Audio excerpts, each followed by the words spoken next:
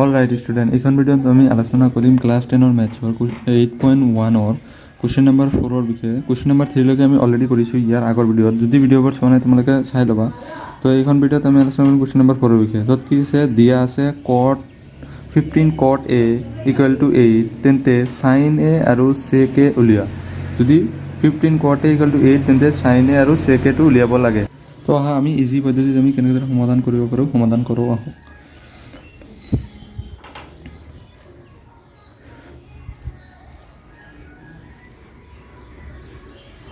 ধৰা হ'ল A B C সমকোণী ত্ৰিভুজ,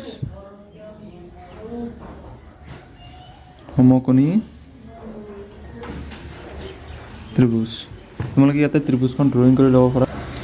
ধৰি লোৱা এইখন এ বি চি ডি সমকোণী ত্ৰিভুজৰ বি কোণ 90 ডিগ্ৰী, য'ত angle B equal to 90 degree. এতিয়া আমি লিখিব লাগিব, দিয়া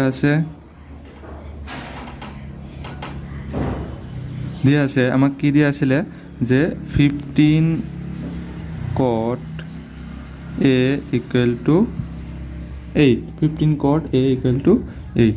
তো এইটো আমি কেনেকৈ লিখিব পাৰোঁ, cot a equal to 8 divide by 15 equal to k, য'ত কি হ'ব k ধ্ৰুৱক,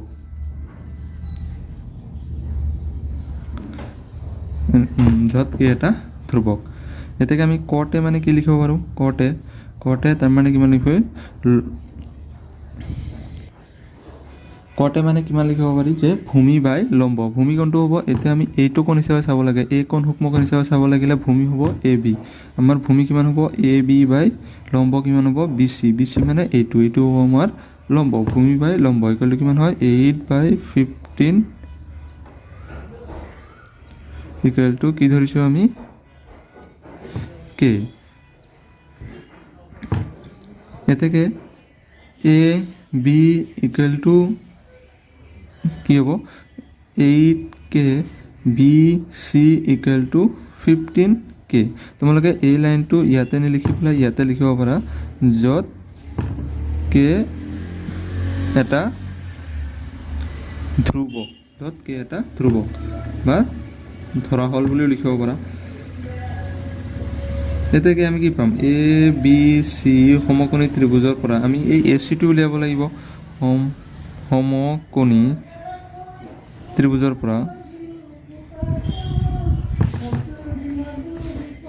পৰা আমি কি পাম, এ চি স্কোৱাৰ মানে কৰ্ণ স্কোৱাৰ ইকুৱেল টু লম্ব square, A B square plus B C square. তো এ চি আমাৰ কিমান হ'ব নাজানো, A C square equal to A B কিমান আছে, A B 8k whole square plus B C 15k whole square.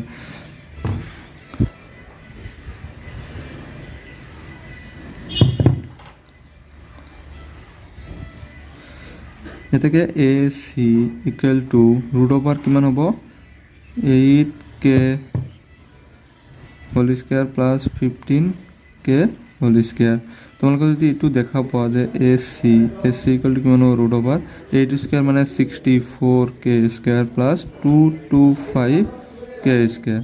তো লাষ্টত আমাৰ এ চি ইকুৱেল টু কিমান হ'ব ৰুট অভাৰ, এই দুটা প্লাছ কৰিলে কিমান হ'ব 289k স্কোৱাৰ।